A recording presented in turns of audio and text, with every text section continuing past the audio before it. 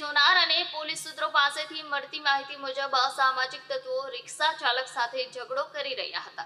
આ દરમિયાન ત્યાંથી પસાર થઈ રહેલા એક યુવક પર પણ હુમલો કરવામાં આવ્યો હોવાનો આરોપ છે।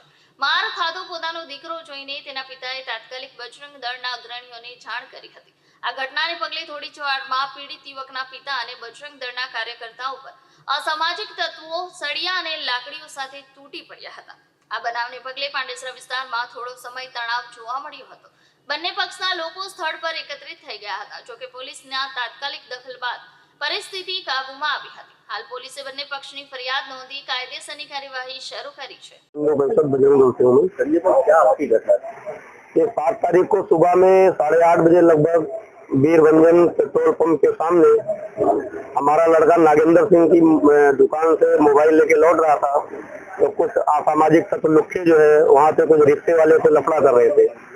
तो वहाँ ट्रैफिक जाम होने की वजह से लड़का वहाँ खड़ा हो गया, तो ये लोगों ने उसको भी गाली देके और 2-3 झापड़ मार के मारा उनको। तो उसने मुझे फोन किया, वे पापा ऐसे रोड पे लोग सबको मार रहे हैं।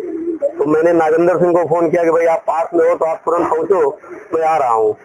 हम लोग पहुंचे तो वहाँ पे भीड़ भाड़ थी, और उसके बाद जो लड़के को जिसको उधना पुलिस स्टेशन से भी पीआई साहब अरेस्ट करवा के लाए हैं, ये लड़का वहाँ पे था। हमने पूछा भाई क्या बना हुआ है, क्यों लड़कों को सबको मार रहे हो? ये कुछ जवाब नहीं दिया, बोला अभी बताता हूँ। उसने 12 से 15 लोगों को बुला लिया और उसके बाद डायरेक्ट हम लोगों के ऊपर हमला कर दिया।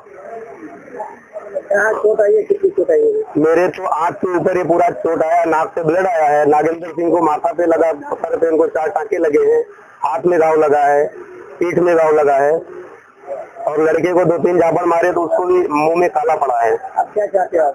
मैं प्रशासन से यही मांग करता हूं कि ऐसे जो असामाजिक तत्व हैं इनके ऊपर कठोर कार्रवाई की जाए। ऐसे हमको उधना पुलिस स्टेशन से अच्छा सहकार मिला है, साफ कार्रवाई कर रहे हैं, लेकिन मैं मांग करूंगा, मुझे जो मेरे पास अभी तक सूचना आई है कि वहाँ पे जो दारू का अड्डा चलता है वीरभंजन के पास, वो दारू के अड्डे जो चलते हैं उनके लड़के हैं इसमें सम्मिलित हैं जो मारामारी कर रहे हैं। मैं प्रशासन से मांग करूंगा कि जल्द से जल्द उस दारू के अड्डे को बंद कराया जाए, नहीं तो विश्व हिंदू परिषद बजरंग दल अपने हिसाब से जनता रेड करेगी और उस अड्डे को बंद कराएगी, और उसके पीछे हम लोग लगे हैं, अड्डे को बंद करा के ही छोड़ेंगे। नागेंद्र को क्या हुआ था? 7 तारीख को सुबह 8:30 बजे के करीब एक हमारे मित्र हैं संजय भाई पाठक जी, इनका लड़का मेरे शॉप पे आया था पटेल नगर मोबाइल लेने के लिए। मोबाइल लेके हमारे शॉप से निकला 8:30 बजे के आसपास, वीरभंजन पे पहुंचा तो वहाँ पे कुछ लुक्खा तक वहाँ पे रिक्शे वाले को रोक रोक के मार रहे थे, और भीड़ की वजह से वो भी जाके साइड में खड़ा हो गया। तो उसको भी उन लोगों ने घेर के मारा, गाली गलौज दिया। तो वो लड़के ने फोन किया अपने पापा को, संजय भाई पाठक को। संजय भाई पाठक मुझे फोन किया, बोले जाके देखो मैं आ रहा हूँ वहाँ पे। मैं वहाँ पहुंचा तो उस लड़के को, संजय भाई पाठक के लड़के को मार रहे थे और गाली गलौज कर रहे थे। मैंने पूछा कि क्यों गाली गलौज कर रहे हो और क्यों मार रहे हो? उन्होंने कुछ नहीं बोला। उसके बाद हम लोगों ने संजय भाई भी आ गए, हमने 112 पे कॉल किया पुलिस के लिए। पुलिस नहीं आया, उससे पहले उन लोगों ने फोन करके करीब 20 से 25 लड़के बुला लिए। उन्होंने डायरेक्ट हम लोगों को व्यवहार कर दिया, किसी के हाथ में फटका था, किसी के हाथ में सरिया और हेलमेट जो था वही दौड़ा के उन लोगों ने। कितने लोग थे? करीब 15 से 20 लोग थे। बोले कहाँ की घटना थी? ये वीरभंजन की है, और पांडेसरा के ये लड़के जो थे सारे पांडेसरा के लड़के थे। हाँ, गुजराती बोलो। नाम सुरेश राजपूत। અમારું શું હતું કે 7 તારીખે 7:15 સવારે 8:30 વાગ્યાનું આ બનાવ છે। કાંગારી વીરભંજન સોસાયટી મેઇન રોડ પર ટપોરી હતા તત્વો એક રિક્ષાવાળાને મારી રહ્યા હતા, ને તરત આખું ટ્રાફિક જામ હતું। તે મારા જે ઉધના જિલ્લા વિશ્વ હિન્દુ પરિષદના મંત્રી છે સંજયભાઈ પાઠક, એને છોકરો ત્યાંથી પસાર થતો હતો ગાડી લઈને, બાઇક લઈને।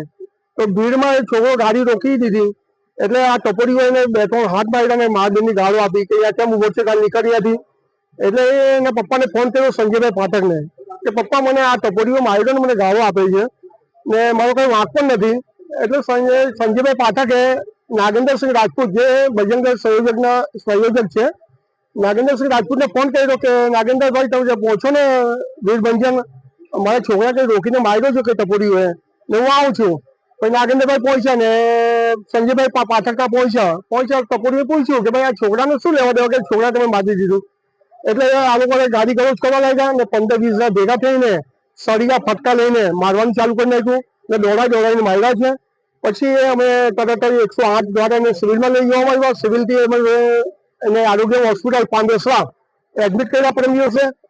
પછી એવું થયું કે ભાઈ આ પાંડેસરા પોલીસ સ્ટેશનની હદમાં કેસ છે એટલે પાંડેસરા પોલીસ સ્ટેશનમાં આવું લીધું ગોળ ગોળ ફરાયું. એટલે રાત્રે 12:30 વાગે પાંડેસરા પોલીસ સ્ટેશન કહી અમારી ઉધનાની હદ લાગે ઉધના પોલીસ સ્ટેશન જાઓ.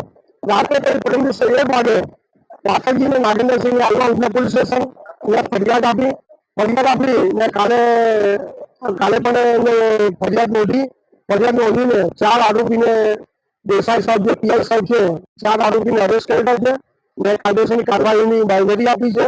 પણ આ જે અડ્ડો ચાલે છે વીરભંજન સોસાયટીમાં, અગર પાંડેસરાના પીઆઈ સાહેબ અગર નહીં બંધ કરાયું તમે લોકો જનતા દેશ જરૂર કરીશું. અમે અડ્ડો નહીં ચાલવા દઈએ. એની પરિસ્થિતિમાં એવું છે કે જે નાગેન્દ્રસિંહ છે એને માથામાં 4 ટાંકા આવ્યા છે, ખભામાં માર માર્યો છે, ઘૂંટણું ફાડી નાખ્યું છે ને પાઠકજીને છે તે હાથને ભાગે માર્યો છે, હાથનો ભાગે આખું લોહી જામી ગયું છે ને પાઠકજીના છોકરાને હાથના નીચે વાગ્યું છે. હવે એ લોકો એમ કહે છે કે અડ્ડામાં જે છોકરા કામ કરે છોકરાઓ છે. અમારે કહેવાનું એ છે પ્રશાસનને કે અડ્ડો નહીં ચાલવા જોઈએ. અમે પ્રશાસન બંધ કરી દે સારું. અમે 24 કલાક 48 કલાક રાહ જોઈશું.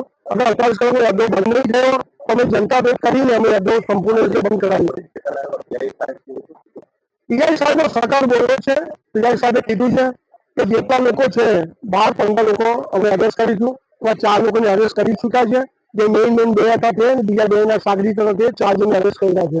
ને પીઆઈ સાહેબ આગાહી આપી છે કે હું પૂરો મારો સહકાર રહેશે ને હું કાયદેસર કાર્યવાહી પૂરેપૂરી કરીશ.